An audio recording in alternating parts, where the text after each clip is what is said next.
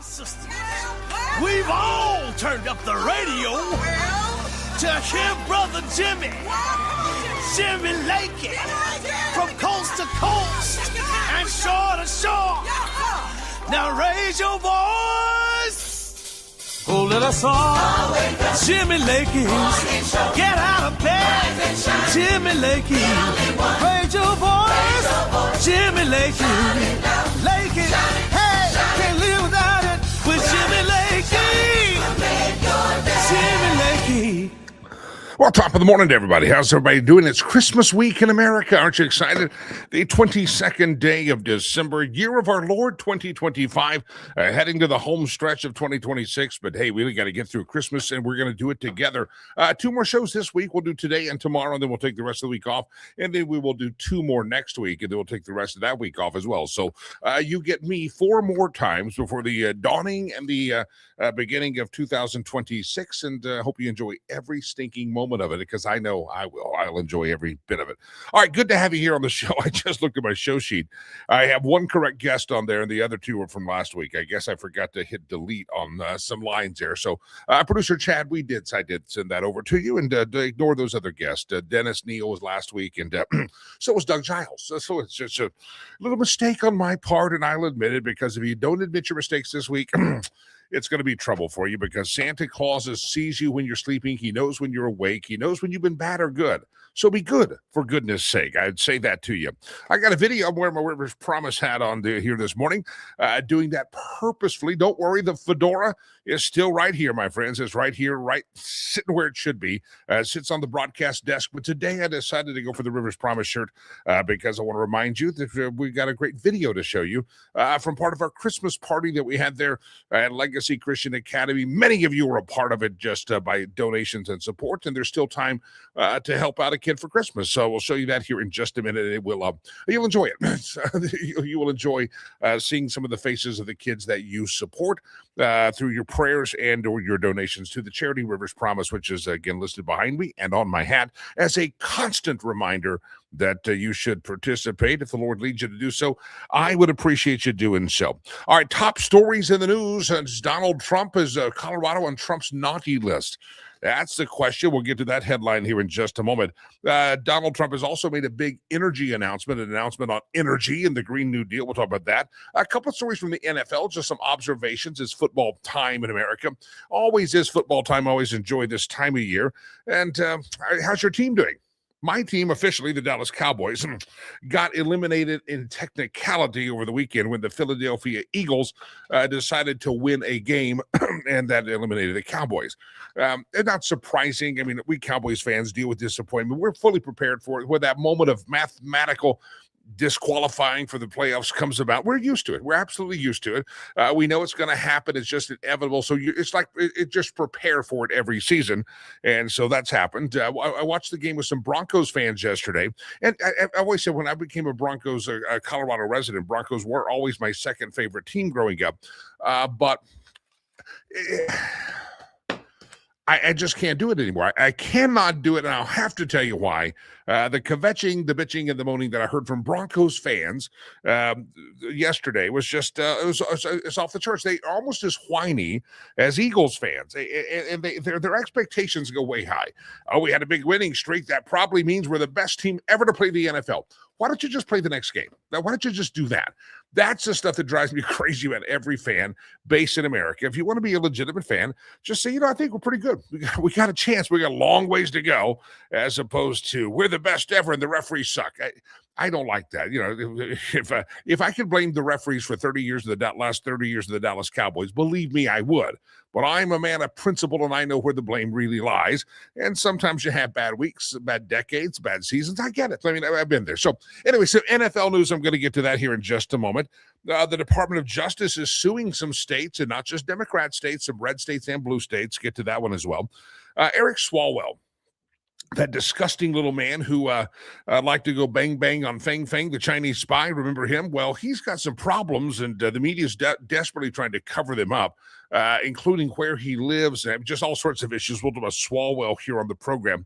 And I like this story, and yet I don't like this story. Anybody remember the 2020 election? I know it's kind of hard to remember. It was a very nothing big. I mean, President Trump lost to old Joe Biden, had more voters vote for Joe Biden than I think we have human beings on the planet. I mean, there was something a little shady, according to conspiracy theorists, about the 2020 election. But we weren't supposed to say that. And remember, Donald Trump got into a big brouhaha because he asked the governor of the state of Georgia to say, Brian Kemp, could you find me some other votes there? We got other votes outstanding, and we don't have them.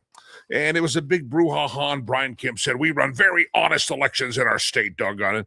Well, there's a story out that they don't. The Fulton County, Georgia, has now admitted that they broke 2020 rules in their election. It is a really interesting story. It broke over the weekend, and it basically says they certified votes that were pre-votes or early votes or empty ballots, but they did not have a poll worker's signature. In other words, there was just a batch of ballots that Fulton County, Georgia decided to say, yeah, so let me give you the details of it, and we'll break this down. I really think today and tomorrow, Biden won Georgia by 11,779 votes. Biden won Georgia, according to the official certification, by 11,000 votes, over almost 12,000 votes. Well, it now comes out that 5 years later, that Fulton County, Georgia has admitted that they counted 315,000 votes in that county alone that were illegal. They violated their own rules when they certified 315,000 early votes that lacked poll workers' approvals and signatures. In other words, nobody signed off on them, nobody verified them, nobody did anything. They just said, oh, look, we have a stack of 315,000 ballots right here in Fulton County, Georgia, and we're going to count them. And 5 years later, Georgia is now admitting, and Fulton County is admitting, that they committed a rules violation, or some people would call it election fraud. He only won, Biden, Sleepy Joe, Poopy Pants Biden, only won by 11,779 votes. And 5 years later, Fulton County, Georgia says, yeah, we certified 315,000 votes in our own county that were actually illegally submitted. We should not have counted those. They were not official votes, but we counted those in the election. So first of all of you lurking out there, you little perverts lurking out there watching this show and offering criticism for everything that we say and or do, and you have that Trump derangement syndrome going on in your head there. I'd like an apology from you. I'd like some intellectual honesty because we were told we were conspiracy theorists if we ever thought there might have been some shenanigans going on in elections in America. And maybe we should work to have fair and safe and secure and honest elections. And we have the best elections ever. Do we really? 350,000 votes, 15,000 votes were illegally counted by Fulton County, Georgia, and yet all this time we were told there's nothing to see here. Look the other way. Joe Biden is the most popular, demented old man that ever has walked the planet. As a matter of fact, some people swore to him that he was smarter than everybody. He might have even been Jesus Christ reincarnated. That's how some people said, don't question this. You cannot question this. Well, I'm sorry, we questioned it for years, and now the truth comes out. What does the old good book say, Producer Chad? It says, you shall know the truth. Yeah, the truth will set you free. So some of you should be freed from the lying, cheating Democrat Party that controls Fulton, Georgia. And Brian Kemp should also offer an apology for all the things he said about President Trump. And he's a Republican, but he was the Georgia governor, and he did endorse President Trump in the past election. They let the bygones be bygones, but let the headline reflect that Georgia cheated in the election. And there is a very good likelihood, you take the percentages, if that happened in Fulton County, what happened in other counties, and if it wasn't just in Georgia, where else was it? Joe Biden probably, honest to goodness, was certified as an electoral winner, and there were definitely some questions that were at play as to for the honesty and integrity and the actual count of that election. So once again, I know it's going to stem some of you people out there. It hit you wrong. It's going to really bother some of you. You ready for this? Going to really hassle some of you, but it's going to be true that there was a lot of questions about 2020's election, and the truth comes out. And some of you have been lied, and some of you probably should feel deceived that the media told you there's nothing to see here. The media told you that there's it's conspiracy theorists out there, and now we find out that the conspiracy theorists were once again right. Donald Trump right again, and I wake you up on a Monday morning of Christmas week to remind you of that because he was right again. All right, Donald Trump, is he angry with the state of Colorado? This program, of course, goes to thousands of earballs a day. We broadcast, podcast, and streamcast all at the same time. Right after this show's over, the show will go up on all the podcast platforms. When the podcast platforms get it, more earballs hear it. Some people, they hear the audio version. Some people go back on all the live streams and they watch the live feed. However you ingest this show, we do appreciate it. I really, honest to God, do. But we broadcast and podcast and streamcast from our home state of Colorado. I'm an immigrant into the state of Colorado for over 20 years, and I guess I call this place home now, although I'm from the motherland of Texas. God bless Texas. And so anyway, all that said, Colorado has gone to hell in a handbasket since I've been here, and I had nothing to do with it. I voted the right way. We had a lot of folks from California move in here and polluted the state. And anyway, all that said, it's not, this is not a state that conservatives, at least in the Denver, Boulder metro area, have not performed well in recent election. Now, there's places where we can live that are safe from the criminals that infect the Democrat Party, but some places you're just like, I'm not going to go there. It's after dark. Get out of it. That's a Democrat district. That's just how it is in the state of Colorado. So the Department of Justice is... Well, I mentioned they're suing red and blue states, Colorado among them, that they need to clean up their voter rolls. So they need to have more honest elections. We'll talk more about that here in just a second. Well, Colorado is also a state that also is always, with our Attorney General Phil Weiser, Jenna Griswold, our Secretary of State, our incompetent boob of a governor, Jared Polis, always seem to be launching barbs and suing the federal government, Donald Trump. They all suffer from Trump derangement syndrome. Well, I don't know if this is the reason, but there was a request by the state of Colorado and our doofus governor, Jared Polis, that could you give us some emergency FEMA money?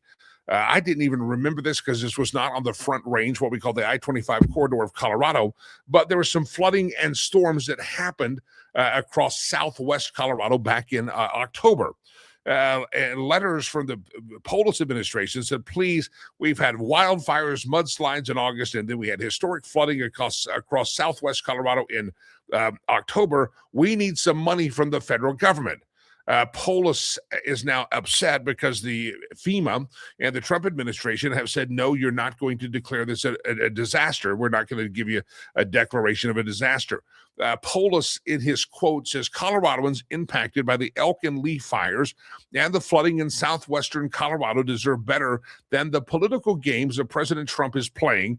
Colorado's 2 U.S. senators, Michael Bennet, who's a feckless fool, John Hickenlooper, who's nothing more than a barmaid that got promoted, also blasted the administration for the denials of the FEMA federal aid.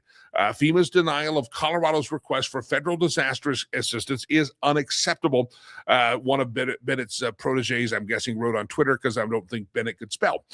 Western Colorado communities need help recovering after the historic flooding and wildfires this year, and federal assistance should be available to every state and every county that needs it. And I have taken every available step to appeal this decision for FEMA. So Polis and the Colorado Democrat delegation think that Donald Trump is playing fast and loose with the political retaliation, and says Colorado doesn't get any of these FEMA funds because I say so and because you're a bunch of idiots running the state. Now, I'm not sure what the motivation is, but White House spokesperson Abigail Jackson claims there's no politicization of the administration's decisions on disaster relief. The White House said Trump responds to each request for federal disaster with great care and consideration, ensuring American tax dollars are used appropriately and efficiently by the states to supplement, not to substitute, their obligation to respond and recover from disasters. Trump has suggested the possibility of even phasing out FEMA, saying that he wants to take more responsibility, the states to take their own responsibility. We'll give you a pot of money and you take care of it yourself. You know what's best. But the White House says this was not political. It's not because Jared Polis, John Hickenlooper, and Michael Bennet are Trump haters and leading a derangement movement in Washington and across the state.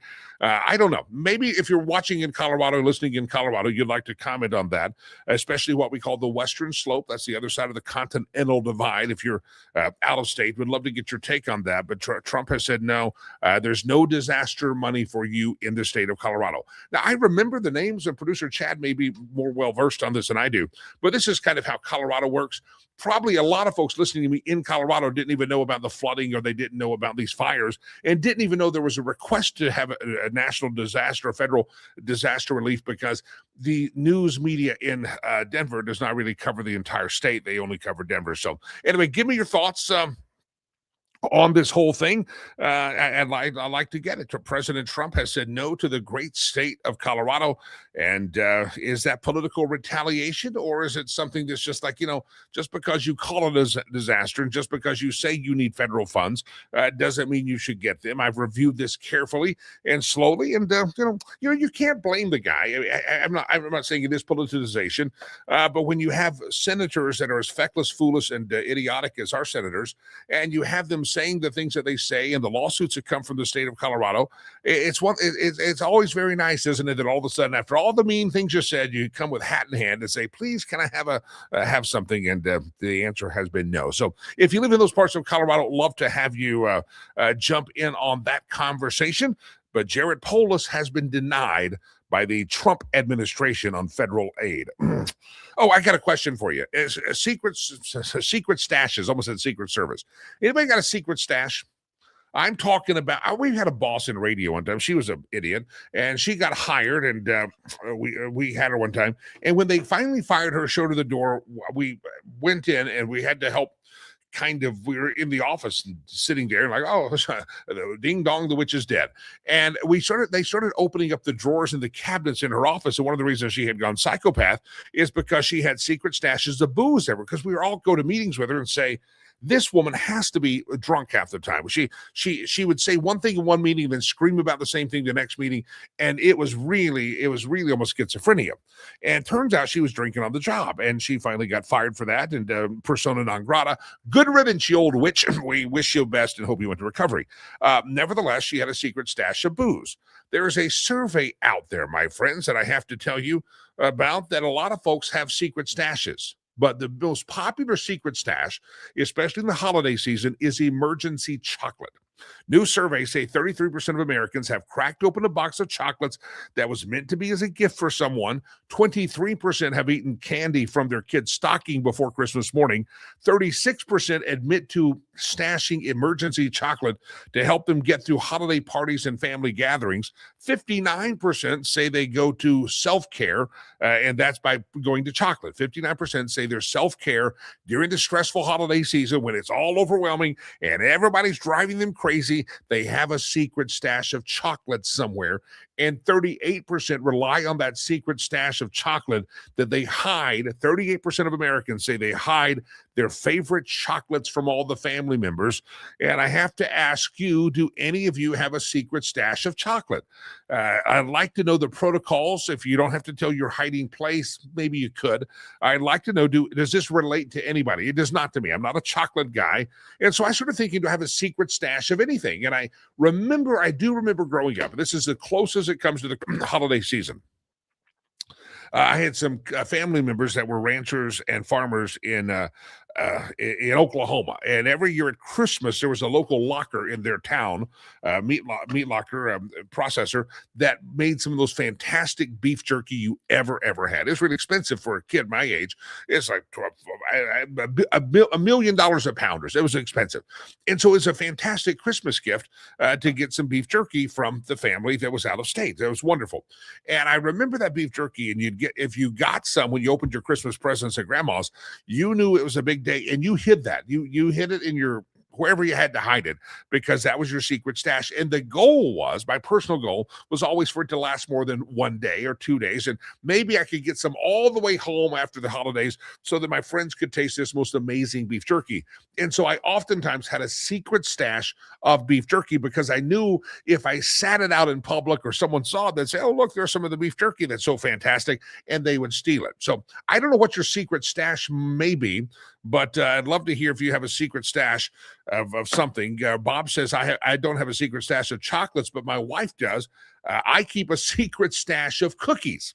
See, I think this whole secret stash thing, it just shows that we're all hoarders at some point. Why is it that your wife has a secret stash of chocolate if you don't have one, you don't want one? And does she want all the cookies? Why do you have to have a secret? But I knew the beef jerky, it would go quick, because my cousins were all around and they wanted the beef jerky as well. That was my secret stash. I was growing up, I had a secret stash. No secret stashes here that I know of. I don't think so. No, so talk about your secret stash and how do you, when it gets stressful this Christmas season, as the family all comes in, how will you decompress, and how will you enjoy the holiday season and decompress and have that moment of self-care? And if you're sipping and nipping at the bud, you can admit that here. We don't judge here on this program. But do you have a personal stash, a secret stash, and is it chocolate? Mine would probably have been beef jerky. That's the only thing. I was doing some shopping the other day, and I realized this, stockings. Somebody mentioned the stockings. Maybe that's me. Was it me? I thought I read. Anyway, the stocking. Oh, is in the news story. That's what it was. Eat candy from a kid's stocking. I finally come to this realization. I was at the store the other day, and I was at the point and say, I probably just need to buy some stocking stuffers for the house. A little bit of stocking stuffers. Got to buy that. And so I'm at the store, and I'm like, I'll buy this. And I realize it's all candy.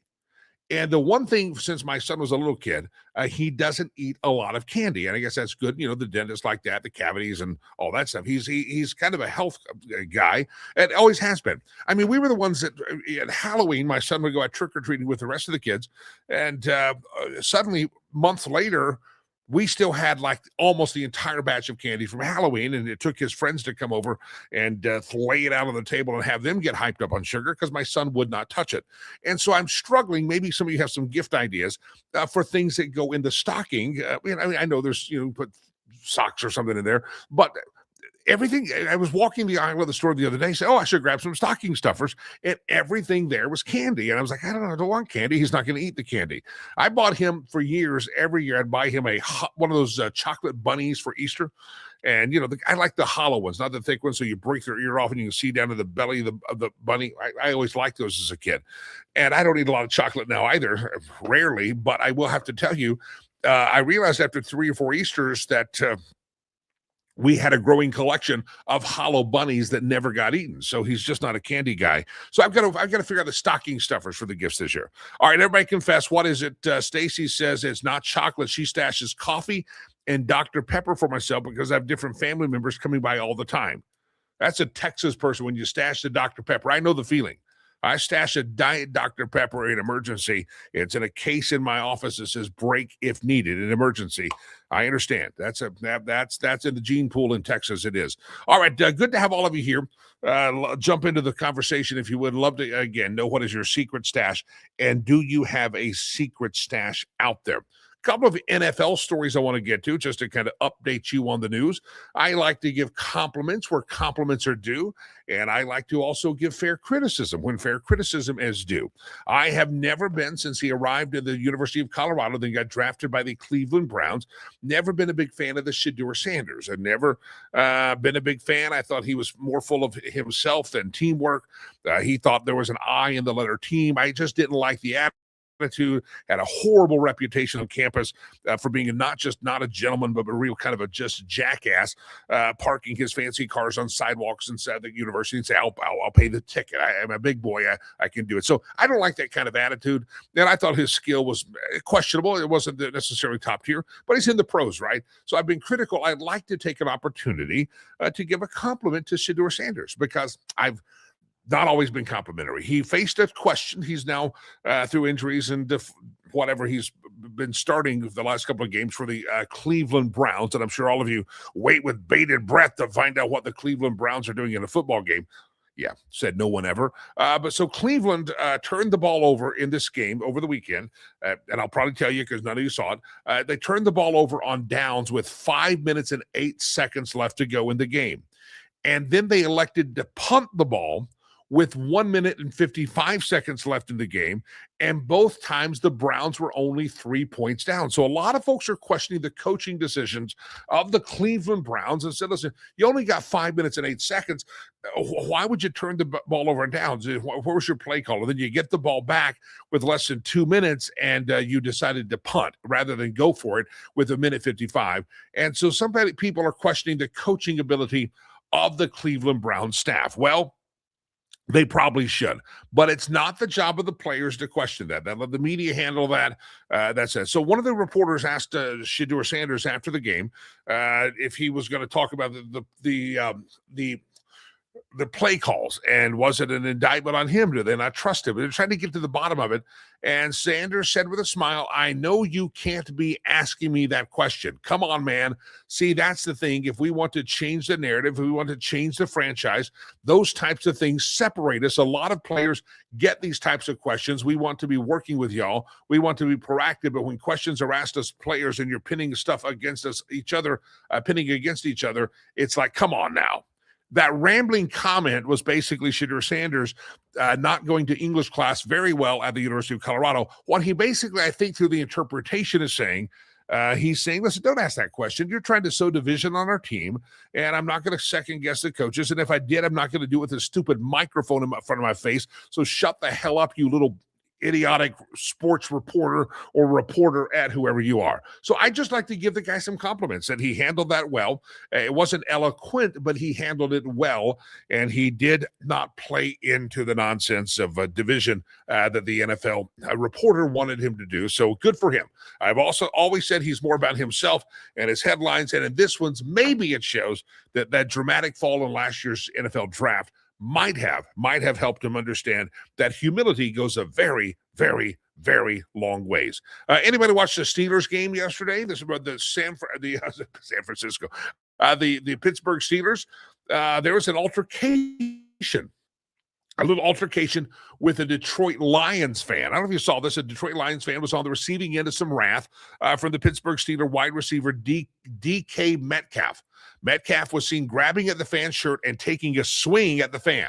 The CBS broadcast caught the interaction between the Steeler player and a man in the stands who was wearing a black and blue shirt and a blue wig. It's unclear what led to the incident, but now they're a little shocked. So maybe they don't know.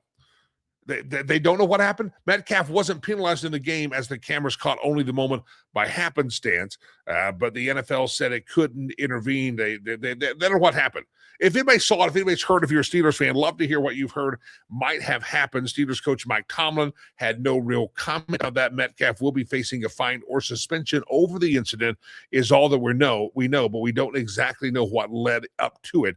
If anybody's heard that, love to hear, but that's a player on the field taking a swipe at a fan in the stands, and DK Metcalf is going to go, hey, ho, ho. DK Metcalf's got to go at least for a couple of seasons, a couple of games, I should say, or maybe a couple of $1,000. So if anybody saw that game, I didn't see it, but a bad thing if you're an NFL player, don't be taking swipes at the fans. I know fans can be jerks, especially Eagles fans. They can be real idiots, but they can be. All right, I mentioned the Colorado fans already. They just drive me crazy.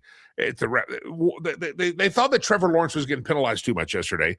Or the Broncos were getting penalized for hitting Trevor Lawrence. Well, one hit was after the whistle blows. You cannot hit a quarterback after the whistle blows. So it just doesn't work. And unfortunately, whether you think quarterbacks get protected too much, they sacked Trevor Lawrence, which is not a problem to sack him, but you can't pancake him. You can't put your body weight. You can't just come down and take. You got to try to avoid the full crushing of a 350-pound lineman on a little dainty quarterback like Trevor Lawrence. So you don't have to like the rules, but those are the rules. Those were decent calls. And again, there were other problems with the Denver Broncos yesterday besides two referee calls against the Broncos on Trevor Lawrence. So anyway, it's football season, and don't yell at me for talking football. I just enjoyed watching some football over the weekend. All right, I talked about our charity and all the work we're doing over there, Rivers Promise. So many of you have been gracious to help us do the Lord's work there, and we threw a Christmas party. And as I said, this is the time of year where our kids oftentimes have never received a gift before. They've never waken up and said, oh, well, let's go down to the Christmas tree and see what toys Santa has brought us. This is not in their it's in the culture. They do know Santa Claus, but the kids in our school absolutely do not understand what we as Americans and Westerners to celebrate in the way we celebrate Christmas. And so it's important for us as a organization, Rivers Promise, doing the Lord's work, doing ministry there in Rwanda, and just taking care of kids. It's so important for us to teach them the meaning of Christmas and what it's all about, why we celebrate it. And it's not just about gifts, and there's a real story behind the Christmas message, obviously. But, you also put the fun in there, the Santa and the gifts, and the kids have a great time. You remember when you were a child, and what you had parties at school, like the room mothers. We had the PTA. My mom was oftentimes a room mother, so I remember them well. There's Valentine's party where you made a shoebox, and everybody you had to put Valentine's cards in everybody's things, and some people put candy on them. And you had the Valentine's party. Remember the Valentine's party? That was always a big deal. You looked forward to it as a kid. The Christmas party was a big deal as well. That was right before you're going to get off that long 2 weeks for school that seemed like an eternity. I mean, it was a great day. The Christmas party as a kid. I think we had a Thanksgiving party. I think we had the Thanksgiving, Christmas, and Valentine's party. Those were the parties that you had as a classroom at the end of the day, and it was a big deal. And it was a big deal for us. And we had usually cupcakes were served, and we had access to cupcakes any days of our life. We were raised in, we were raised in America, right? You can have a cupcake, but it was a big deal for a kid. Can you imagine if you had never, ever, ever experienced a party like that? And this is it. I mean, think of the level of excitement that you have for your party. We had for our parties growing up. And then I want you to think of the level that these kids in Rwanda at our school must be feeling, knowing that the Christmas party is coming. And again, it's not a party for the sake of a party. Every moment is an opportunity for us to teach and to share with them the true meaning of Christmas and what it means when we call it Legacy Christian Academy. That's what we do. So I want to show you this video. It's about 60 seconds, and this is from our Christmas party. And if you have not made your holiday gift suggestion, we're still taking care of families over there. I've still got some kids that we've got to get some shoes to. Still got some kids that families we're going to get some more food to at Christmas season. And we do it all through our organization, Rivers Promise. There's still time, and I'll just put a framework again. I'll show you the video. $25 buys a kid a pair of shoes. And that's an important thing. And as excited as you got for your Christmas party at school and elementary school, these folks get very, very excited about a pair of shoes because without us, many of these kids would not have shoes, and I hate to say it, a lot wouldn't have clothes, and that's just the truth. All right, let me play this video. This is it, our Christmas party, Legacy Christian Academy. Turn up the volume because the kids do talk in here, and they are speaking English, I promise you, but they're just learning English, and sometimes their English has a little bit of a heavy accent, as we do teach in English, and they're only allowed to speak English at our school, but sometimes it's harder to understand, especially on video. So here you go. This is the Christmas party that you and I have thrown and put together for our kids at Legacy Christian Academy. Roll it.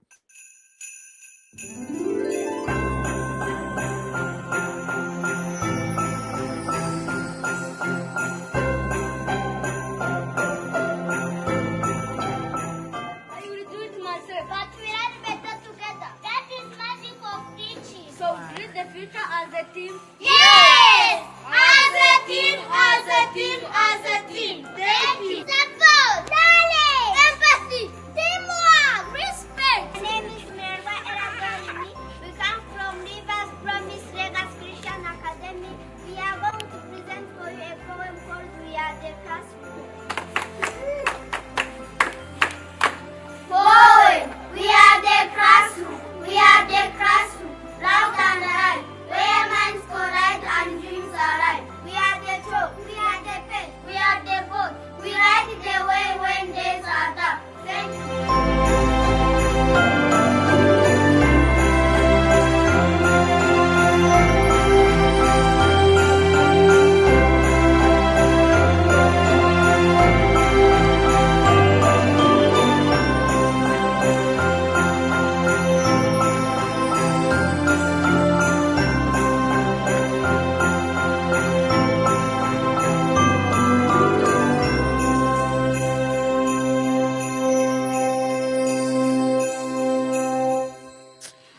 All right, there you have it. They were saying some things. Teamwork, we are the classroom, we are the future. We'll have to almost put subtitles on it sometimes. It's easier when they're in person. I'm there. So, and I have somebody, what are they saying? But they are speaking English. So anyway, we'll play that again here a bit. You can watch it again, try to listen again. But that was our Christmas party, Legacy Christian Academy. There is still time for you to participate in what we are doing there, doing the Lord's work there in Rwanda. We appreciate everybody who's helped out so far. And don't forget the 31st of December is the last day to give. So that you get that tax deduction in your tax year for donations. And we do appreciate so many of you doing that. Saturday, had one of our dear listeners got the notification, had made an online donation of $2,000. Thank you. And appreciate that so much. And also, another friend said, here's my credit card. Why don't you swipe it for a couple of grand as well? So a lot of you, thank you for helping out. That's that 1950 goal we have that stocks one of those classrooms and takes care of their operation for one entire month. So if you can do that, feel free, but $25 will buy a pair of shoes for those kids. And we appreciate it. You see the uniforms? Oh, by the way, let me explain the stickers on the face. You see the stickers? We'll play it again. I want you to notice the stickers. We learned this when we started taking stickers over there because, again, things excite them. They don't, take Barbie dolls and toys. They don't understand. It's not their thing. They're outdoors. They sleep in a hut if they are lucky enough or fortunate enough to have a home. And so toys like we think of it are not necessarily, 45 sets of clothes. That doesn't work. And they're happy. They're very, very happy, and they just don't know that there's reason not to be. They're just happy they got to eat today because of our school, Legacy Christian Academy. So we take little gifts over there. Sometimes sponsors will send me a sheet of stickers and say, hey, give this to my sponsored kid. And you say, stickers? Yeah, any kind of sticker. They love it. And, we'll put them on our shirts and stuff. They love to put them on their faces. And then take even you remember you peel out the stickers and there's like the framework of the leftover sticker there? We have seen them put that on their face and wear it as a mask. They will not let any sticker go to waste. Just like No Child Left Behind, but different. They love the stickers there, and it's just something new. And so oftentimes they will put them on their face. And I think it was when producer Chad went over there. We handed out a lot of stickers, and the next day you'd come, and the kids were still doing their best. They were sleeping the best they could without moving. They didn't want to lose that sticker. They keep those stickers for like days, and somehow they keep them sticky, and they take care of them because that sticker becomes a prized possession. And so if they take that much care and that excited about a sticker, then you can imagine how excited they get when we buy them a pair of shoes or do something like that. So that's what the stickers on the face were. It's just they got stickers for Christmas. So one of their gifts was just kind of party favors we handed out. And they were very excited about the stickers, and they will probably to this day still have those stickers on their face. All right, I want to come to the story here. I think it's fascinating. Eric Swalwell, one of the most dislikable Democrats in the nation. And that's saying something. A little smug representative from California. And he's got an interesting record of controversy. This is from the Gateway pundit, Joel Gilbert, reporting. Let me report this to you. California Congressman Eric Swalwell has accumulated an extraordinary record of controversy. His well-documented association with the Chinese intelligence asset, Fang, his removal from the House Intelligence Committee over national security concerns, and his unforgettable on-air incident during a 2019 hardball interview with Chris Matthews. In the interview, remember that one? What happened on Chris Matthews? He passed gas. That's what happened in 2019 on the Chris Matthews show. It was not pretty. It sounded as if he might have had to check some things after that one. It was a messy one. It sounded like, I don't know. These episodes raise questions about his judgment, but recent disclosures about Eric Swalwell are something even more fundamental. Eric Swalwell appears to be unable to meet the basic legal, financial, and residency requirements of the office that he now seeks, which is the governor of California. Joel Gilbert writes this, as I reported in the Gateway pundit, Swalwell's own mortgage filings designate his Washington, D.C. property as his principal residence. Under Article 5, Section 2 of the California Constitution and the California Elections Code 349, that admission alone disqualifies him for running for governor. 5 years of residency prior to an election is a constitutional requirement, and Swalwell's deed of trust in D.C. and any lack of a California address actually disqualify him. The situation has now escalated when the Federal Housing Finance Agency director referred Swalwell to the Department of Justice for potential mortgage fraud. Swalwell responded by a civil lawsuit against Pulte and the federal government, and saying that they're suing him incorrectly and they're going after him. But it's fascinating. Watch this. If you're in California, I don't know if you're paying attention to it. The gatewaypundit.com is a great place to find the news. Joe Gilbert talks about it. Last week, he received an email from Reuters reporter Christine Prentice. She says, I'm a reporter with Reuters working on a story about the mortgage fraud allegations. We're seeking your comment. He said, I've been through this many times with fake news media, including the Washington Post and the New York Times. They send a professional, sincere-sounding email inquiry. I provide them with the information since they don't do their own research, and then they publish hit pieces and typically misquote me. Knowing this is what Reuters was probably up to, I provided a short response with links to my 5 Gateway pundit articles on Eric Swalwell. I said, hi, I'm Chris. I'm happy to see more coverage of Swalwell's residency problems. Read my Eric Swalwell comments linked below, and it's there. So if you're in California and you're not getting the full story about Eric Swalwell, who wants to be your next governor, I would highly recommend you go to the Gateway Pundit and look up all the reporting that basically he does not meet the residency requirements of having had a permanent residence in California for 5 years prior to an election, because his primary resident has been listed with the Federal Elections Bureau, and everybody else looking into all his stuff. His primary residence happens to be in Washington, D.C. So follow that story if you would. And Eric Swalwell is, again, a problem. You know, the Democrats, I hate to say it, they're the ones that elected an attorney general in, was it Virginia, that actually threatened to kill and fantasized killing about their opponent and their children. And so I'm not sure that cheating on your residency requirement in California would necessarily disqualify Eric Swalwell, because if the Democrat Party didn't have weak standards and or no standards, they wouldn't have any standards at all. The fact that nobody will repudiate Eric Swalwell for all of his previous shenanigans that he's participated in, going back to the days of Fang Fang, where he goes to bang bang on the Fang Fang. Nobody will criticize him in the Democrat Party. They're very good at circling their wagons, and unfortunately, they're circling their wagons around a guy who's not legally able to run for governor of the state of California by the own California rules, and we will see whether or not they adhere to those rules overall. All right, I want to come back to, I think this is the lead story. We'll talk more about this tomorrow. I'm going to bring in Michael Letts here in just a second, but Fulton County, Georgia has admitted that in 2020 they had some real election problems, numbers that are quite staggering for one specific county.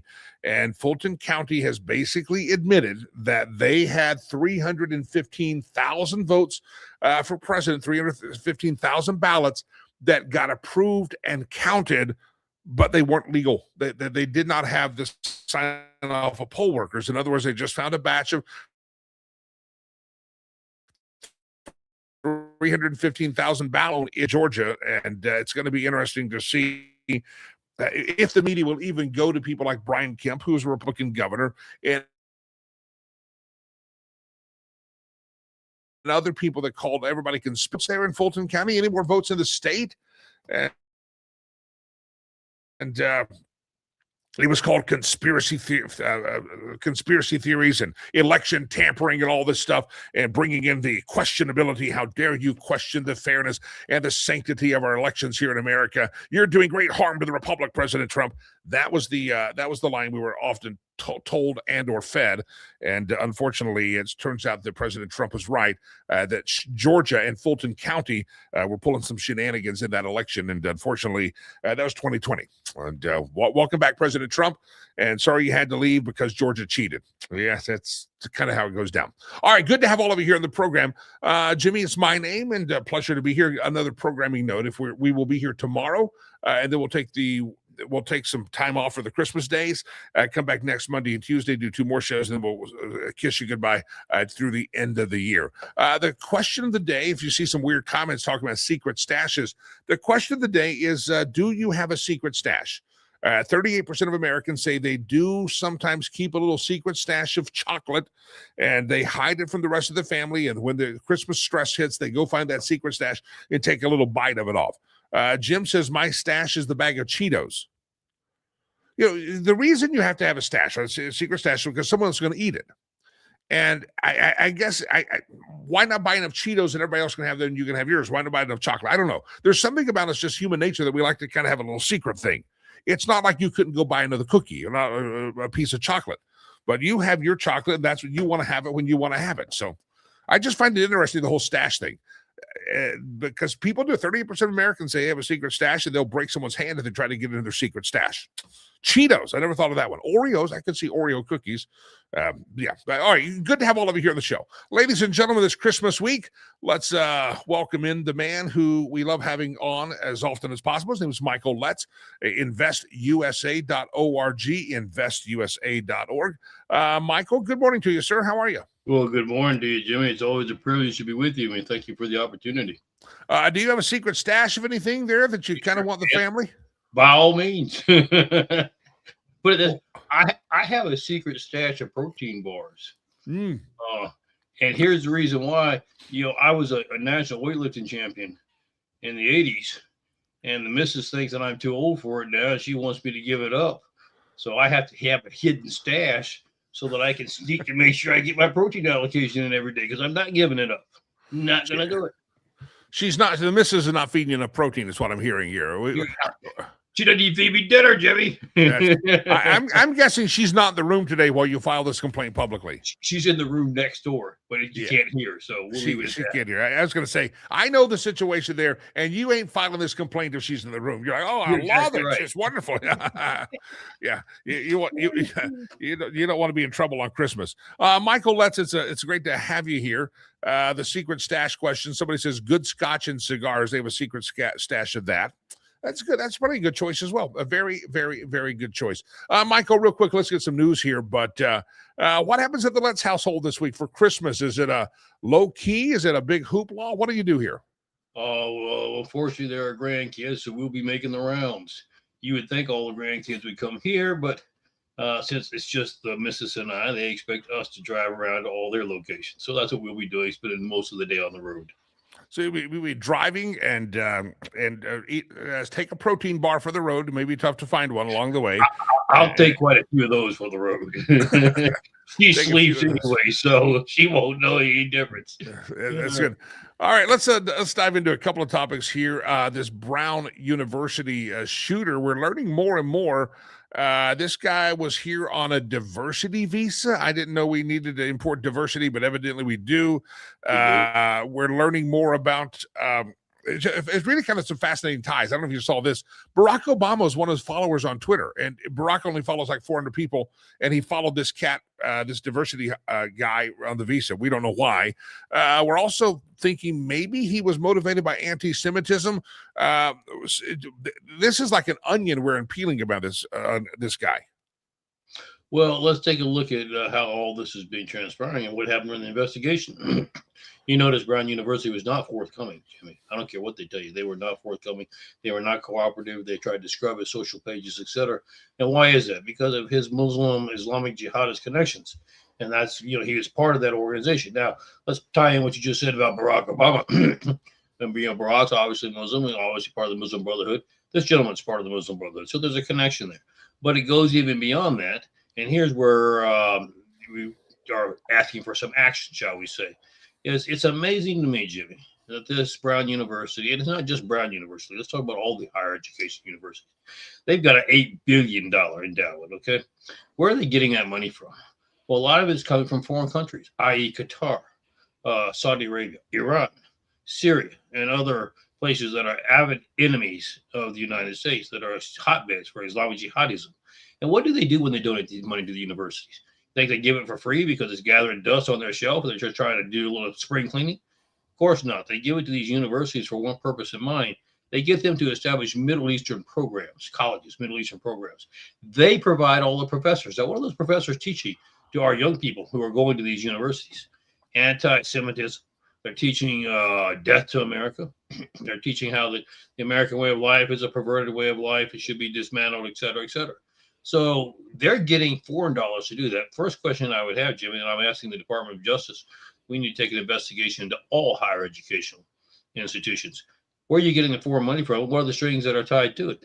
Second of all, why should you and I, Jimmy, pay our tax dollars to fund something that's already receiving plenty of money from outside sources to be able to teach to our young people anti-Americanism? That's just totally ridiculous. So we need to take a close look at this. And this is what this episode with the Brown University shooter has brought to light. I realize there's some other things that we're dealing with his, but his connections, it shows me that our higher educational learning system has become a hotbed for creating discontent among the American youth, and it's a recruitment tool to help try to do things such as terrorist attacks and try to overthrow our government. And Jimmy, I think it needs a full-scale investigation. We need to find out exactly what they're doing with these dollars, how long it's been going on, and we need to stop it. I was watching college football over the weekend, and I saw that the Texas A&M University, the Aggies, evidently they have this beautiful campus, not just in Texas. They have built a campus building in Qatar, or Qatar, if you will. And I was thinking, why would the Aggies, why would they want a campus over there? But you're right. They didn't have to pay for it, and they made some gifts to the endowment, some gifts from the Muslim Brotherhood or whoever gives that money. And sure, we'll put a campus there. We'd love to. And, what is it doing to the safety and to the integrity of our country? When you're trying to go for a vulnerable age group, these kids are just getting out of high school. They're trying to figure out their direction for their life. And they're being sat under professors who tell them, man, you're in the wrong country. This capitalism just is horrible. It's just a detriment to the world. It's a blight on society. It needs to be overthrown. We need to change your government, et cetera. And then what's the insult to injury is you and I are helping to support that with our tax dollars. And then they're getting foreign money as well from our adverse enemies. This needs to be looked into, and we need to deal with it harshly. Yeah. Speaking of the safety of our country, Michael, there is a story out there that a lot of places around the globe are canceling their outdoor New Year's Eve celebrations, and they're stopping these things because they're afraid of terrorism hitting them in their cities. I'm not exactly sure on the U.S. Celebrations that might have been canceled or rearranged, but there's a real global fear that radical Islamists are about to try to blow some people up. Well, that feels real. And here we're talking about the Brown University, but let's talk about it. Go a step back for a second. The IMANs worldwide have called on terrorist cells to activate. Now, we know we have over 1,000 terrorist cells, Jimmy, in this country alone. But they didn't just say activate the terrorist cells in America. They said activate them worldwide. Why do you think you saw the terrorist attack in Sydney, Australia? And because of the fact they've issued that edict within the last 30 days, they have a right to be concerned. They're going to be, their whole goal, Jimmy, is this. They want world dominance. And how are they going to get it? Well, the first thing that they have on their mind is to create a world of fear. And so they're trying to do that to America. They're trying to do it to the world. You need to be so scared that you don't want to leave your house. You're willing to do anything you can to get that sense of safety back. You remember what happened to America with COVID? We got so scared that something bad was happening. We were going to breathe the air real quick and die, that we gave up rights that we should have never even thought about giving up, Jimmy, because the government said that they were going to protect us. They're trying, so the Islamic jihadists have picked up on that, seeing that fear can control a lot of what goes on in America and in the world. And so now they're pulling out all the stops. Let's see how many terrorist attacks we can occur, see how fearful we can get the country and the world, and then we'll move in and figure out how to pick it off from there. The FBI did move in, and they've arrested last week 4 people in the Los Angeles area that were planning coordinated bombings on New Year's Eve in and around Los Angeles. They went to court on they've gone to court. One of the suspects was trans, which seems to be a kind of a trend among these violent people. And that trans person saying, "Please send me to a woman's jail," even though biologically a man.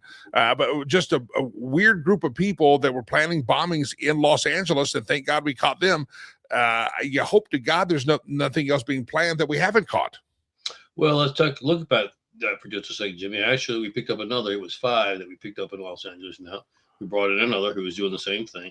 We picked up one in Houston in the last few days. Now, what's the difference? The 5 in L.A. had created pipe bombs. Okay, they had actually gotten on the internet, figured out how to build one. They'd taken them out to the desert, fired a few of them to see if they worked. That's where we caught them, out in the desert, testing their materials. The one in Houston was doing the same principle, but he was designing it into a suicide vest. He was going to walk into wherever, a mall or whatever, where there was a lot of people, and set the thing off and go from there. Same tactics they've been using in the Middle East, same things we fought in Afghanistan and Iraq and other places. And but here's what they're attempting to do. Now, those are the 2 that we're telling you about that we've known. Some others that we're taking a look at as well. But you raise a valuable question. I mean, how confident are we that the FBI, who is supposed to be in charge of protecting us from domestic terrorism, is doing that instead of doing other things like trying to figure out how to continue to bury the Epstein list or et cetera, et cetera, et cetera? I mean, come on, folks. You have American lives at stake here. Let's make sure we know where our priorities lie. And here's the thing that really shocks me, Jimmy. Remember I told you we have over 1,000 sleeper cells in the United States. We have over 10 training facilities, training camps that we're aware of, where they train them here in this country. Now, explain to me why I could even make that statement to you. Why have we not gone in and shut them down? And put it this way, I just as soon as ship them home in a body bag as I would ship them home any other place. So why are we allowing that to happen? You're supposed to be protecting me from domestic terrorism and violence. Have you forgot what your oath is? Let's make sure that we get this thing out. I mean, I appreciate and understand that we have new leadership at the Bureau. They're trying to, get things cleaned up. We're trying to head in the right direction. But, Jimmy, we're talking about American lives at stake here. Citizens of this country who deserve the right to be protected. Yeah. Michael Letts is my guest. If you're listening later on in the day on the podcast platforms where thousands of earballs hear us, Michael Letts, Letts, investusa.org. Michael, real quick before we break out of here, last week you and I were together and we talked about the rumors circulating that old Dan Bongino was going to be leaving the Department of Justice. And that very afternoon, after you and I had convened and you had brought that up, it was announced that Bongino is going to leave the Department of Justice, the FBI, and he's going to do so by the first of the year. So he's out of there. What are you hearing on the streets? I haven't gotten a real straight answer of what caused Dan Bongino to find the door marked exit. Well, there's no question. I mean, I've spoken with him. I mean, Dan, two things. Dan is tentatively planning on leaving.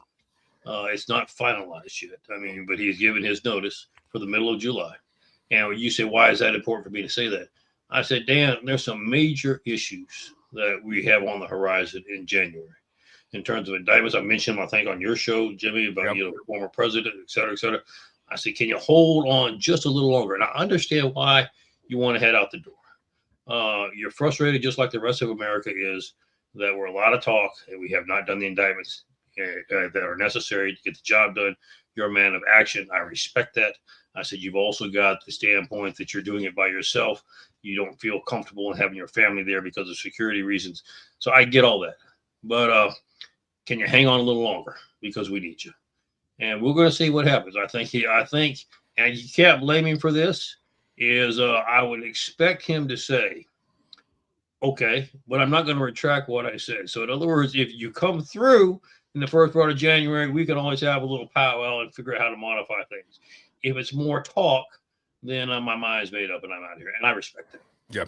So you're still hearing that January may be the time that, we thought maybe that have these indictments right out of the chute, but 12 months after the inauguration, we could be seeing some action on some of those things we were hoping to get action on. You're still hearing that? Well, I can tell you this. We know the grand juries have been meeting, military tribunals have been meeting, and it doesn't take them forever to get their job done.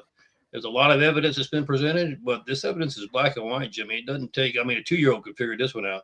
So we're expecting them to do the right thing, issue those indictments.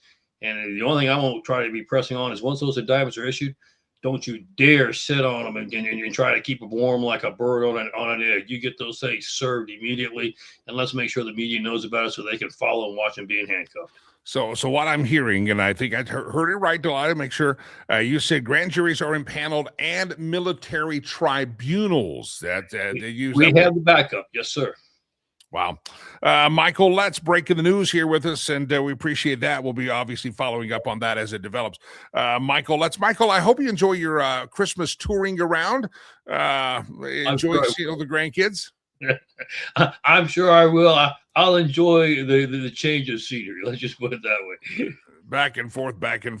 Michael, did you see the story out of Georgia? One of your neighboring states, not too far away from you. Fulton County said, we did cheat on the election after all, 5 years later. And can you imagine 315,000 ballots, and they only beat Trump by 11,000 ballots. So, boy, did they ever go overboard to make sure that they had enough to make sure that they pulled that one off. But here's the thing, Jimmy. That is just being reported out of Georgia. We've got cases just like that all across the country. It will be coming out the first quarter of next year. That's why I said 2026 is going to be a hopping year. You've got the election coming in the fall. We realize that the economy is a big issue, and it should be for the American people, and so is security. So we're going to make sure we've hit a home run in both, and I think you're going to see that happen here in 2026. InvestUSA.org. That's going to help your law enforcement men and women be protected on the streets. First responders out there, ICE agents, whoever, they make sure they have the body armor that they need to stay safe against these crazy radicals that are out there circulating, percolating, and trying to kill people, including law enforcement. Go make a donation. InvestUSA.org. Again, nonprofit organization. You got to the end of the year, get those end of the year donations in. InvestUSA.org, and people can follow along there as well. You're on the Instagram as well, Michael. You're out there. You got a lot of followers. People ask me, give me your locations. You'd have to ask staff. I have no idea how that stuff works, but I understand it's working well. Yeah. InvestUSA.org. Michael, let's have a great Christmas. I'm sure we'll talk again here real soon, but tomorrow's my last day here for a couple of days. So InvestUSA.org. Merry Christmas. God bless you, my friend. Merry Christmas. God bless you. And thank you for all you do, Jimmy. God bless America. You got a happy protein bar day. Go get some. Enjoy it. That's it. Michael, let's investusa.org. All right, I'll play this video one more time for those who joined us late. This is our Christmas party that we threw at Legacy Christian Academy over the weekend. And thank you. I want you to see the stickers on the faces. I want you to notice that. Some people say, why do they have stickers on their faces? Because they get gifts of stickers because it's so simple and they hang on to these things for days. Again, this is imagine this is a lot of times this is the first time they've ever even had any kind of celebration for Christmas, and for some of them it's the first time they realize, oh, this is the day you've been telling us about in class, where Jesus came and became a man so that he could live his life and die for our sins. So this is the gospel, if you will, coming true for these kids. And we mix it with some Santa Claus. By the way, the guy dancing Santa at the very end, that is our field director, been with me over there for about 10 years. His name is Jonas, and Jonas is a fascinating fellow. He used to be in the Rwandan military. He actually fought in the Rwandan military and helped kick the people who committed the genocide, took the government back there. So he's got some fascinating war stories as well. But watch the dancing Santa, and the kids are happy. And you turn up the volume because they do have some broken English, but they are speaking English, and they're talking about we are the classroom, Merry Christmas. They're saying things like teamwork. They're just doing a little presentation for the Christmas party, but this is it. The building you see behind them is Legacy Christian Academy. That's our first. Eventually, that'll be our kindergarten through third grade. Right now, we've got everybody crammed in that building till we can complete some construction. But here we go, Legacy Christian Academy Christmas party, and there's still time to contribute to make some Merry Christmas wishes come true over there, and you can do that. Remember, $1,950 takes care of a classroom for one entire month. $25 buys a pair of kids a shoes. So you can see the spectrum there and which way do you want to participate. Do it. Here we go. Play the video. The Christmas party. Go. I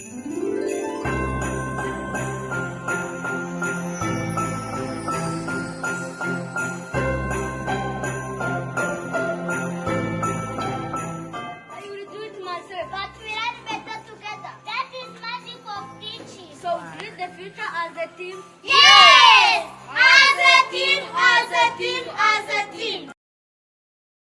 Pause it here. I want to interpret. They said they're talking about Christmas, and they say we are a school. We greet the future as a team. Yes, greet the future, or go into the future as a team. They say greet, they mean go, and that's what they say as a team. That's what they just said. I'm just interpreting. Here we go. Support, knowledge, empathy, teamwork, respect. My name is Merva Eragoni. We come from Rivers Promise Legacy Christian Academy. We are going to present for you a poem called We Are the Classroom. Poem. We are the classroom. We are the classroom. Loud and high. Where minds collide and dreams arise. We are the chalk. We are the pen. We are the board. We write the way when days are dark. Thank you.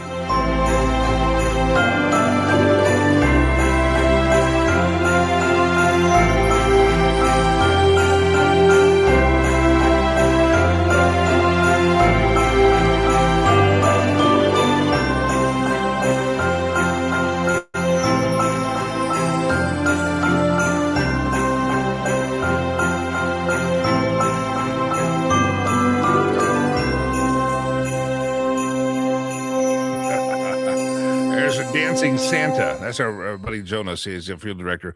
By the way, there's a couple of cool things. You ever go with us over there, you'll get to meet Jonas and the whole team. We just brought a new guy on our staff there for the administration office, plus our school staff. They're fantastic. But here's you ready? You ready for this? Next time I go, I think in February, we're going to do this. They've asked us because we're an American-based school. You couldn't see behind. There's a Rwandan flag. It's in a lot of the photos there. And there's an American flag. They've asked us to put an American flag up at our school with the Rwandan flag. So we're going to do a ceremony. I think next time I go, I just got to bring the American flag. They're going to put the pole up, and we're going to have an American flag on campus. That's going to be kind of fun, and the kids, it's going to be fun. I don't know. See the Stars and Stripe wave over there? That's a beautiful and a wonderful thing. Roger says there's no more gift more powerful than hope and love. Yep, you see all the kids. They're so happy.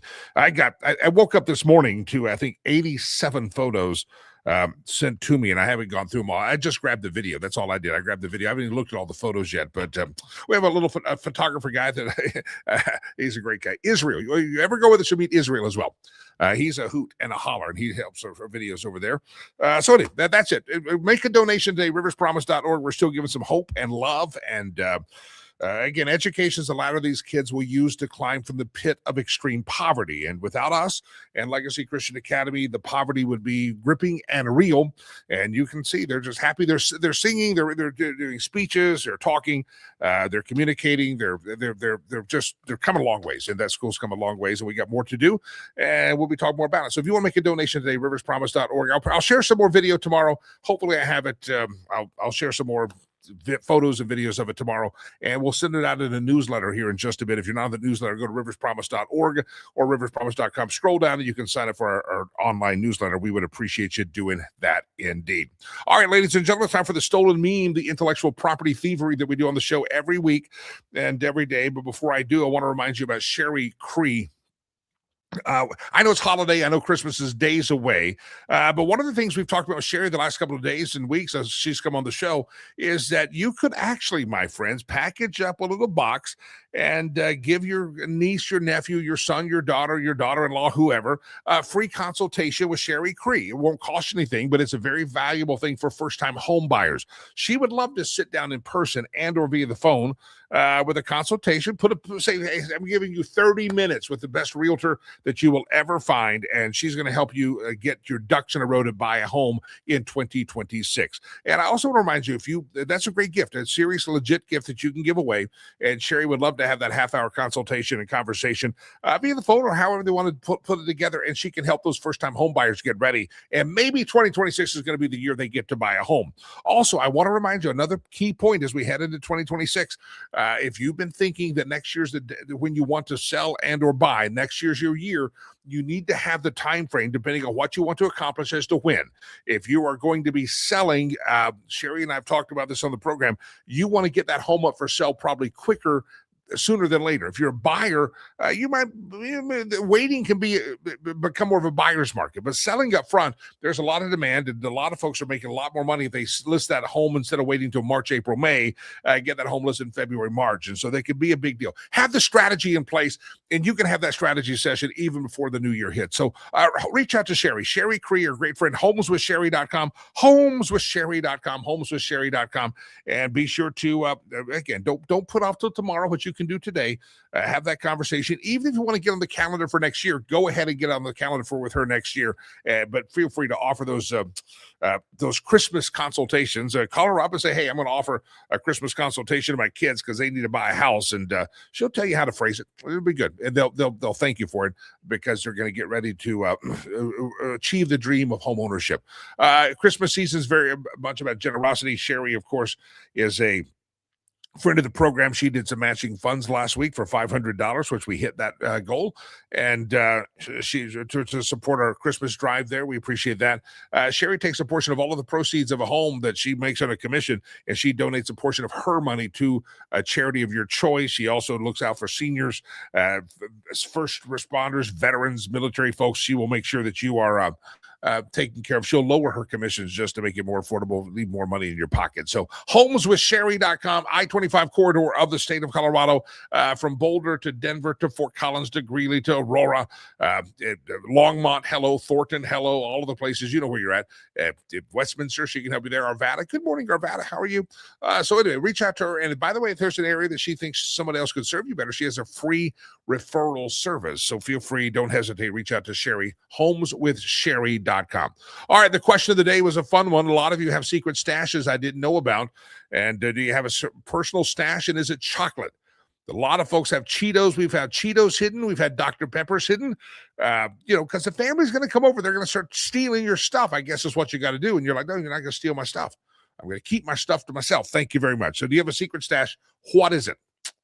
That's a great question. What is that secret stash that you have? Well, hopefully it brings you great cheer and great love and peace and honor with goodwill towards men. All right, ladies and gentlemen, time for the stolen memes section of the show. This is where we just shamelessly steal memes from around the globe, and we'll do as long as the Chinese are happy. The Chinese get very upset after about 5 or 6 that we're infringing upon their ability to steal intellectual property. So we'll limit ourselves, and you'll hear the Chinese jump in with a gong sound here in just a minute. By the way, how do you like the hat today? I still got the tag on it because you know why I wanted to be cool. No, I've got a lot of these hats, and I always give them away in Africa, and then I have the sweaty version. Remember the sweaty version I wore in Africa because of sweating? Well, I grabbed this one. Yeah, I did take the sticker off because I think the cool kids leave the sticker on, if I'm not mistaken. Is that right, Aiden? He's just looking at me like he's not even listening. Round and round the globe we go, where we steal the memes from. No one knows. I'm old enough to remember when paper bags were being blamed for the destruction of trees, and the plastic bags were the solution. You may remember that? I've tried to teach my son that. They now it's like, you got to go to the paper bags. In Colorado, by the way, we charge you for the paper bags because we're run by idiots in this state.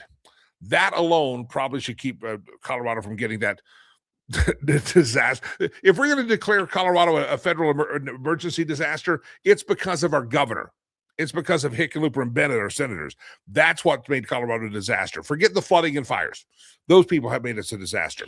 Round and around the globe we go, where we steal the memes from. No one knows. No, Winnie the Pooh's in the Epstein files. And then somebody puts at the bottom, well, that explains why Winnie the Pooh never wore pants. Yeah. There's also, we need an explanation as to why producer Chad doesn't wear pants. It does get awkward sometimes. Around the globe we go, where we steal the memes from. No one knows. As soon as you say my child would never, here they come, nevering like they've nevered before. My child would never do. Oh, that he did. Yep, your child will. Yep, you will. Right around the globe we go, where we steal the memes from. No one knows. Bill Clinton reportedly relieved at the Epstein file release. He looks forward to prison and life away from Hillary. Well, I did not have sexual relations with that woman, Miss Clinton. I did not. Round and around the globe we go. I can still do that impersonation pretty good.